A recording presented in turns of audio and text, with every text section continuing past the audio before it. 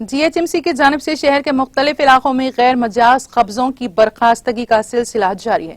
चुनाचे बाजार घाट चौराहे पर जीएचएमसी की जानिब से इन्हदामी कार्रवाई करते हुए गैर मजाज तौर पर कब्जे किए गए दुकानात को मुनहदम कर दिया गया।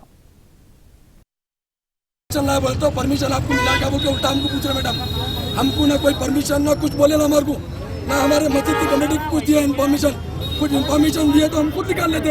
ऐसा नुकसान करना तो कौन देंगे। अब मैडम खुद बोल रहे हमारे को आपको नोटिस मिली या नहीं मिली बोल के, ये तो गलत है ना साहब। ये पहले कोरोना कोरोना बोल के परेशान है, खाने को पैसा नहीं है, किराया देने को नहीं है, सामान किसी से पैसे खरीद के लेके आ रहे हैं, अब उसको पैसे देना नहीं साहब। क्या करेंगे, कर्जे में डूबे पूरे, अब क्या करेंगे साहब, अब क्या करेंगे आप। अब ऐसा बहुत परेशानी तो क्या करेंगे, बच्चों को भूखा क्या रोड पे डालेंगे। अब बताइए आप।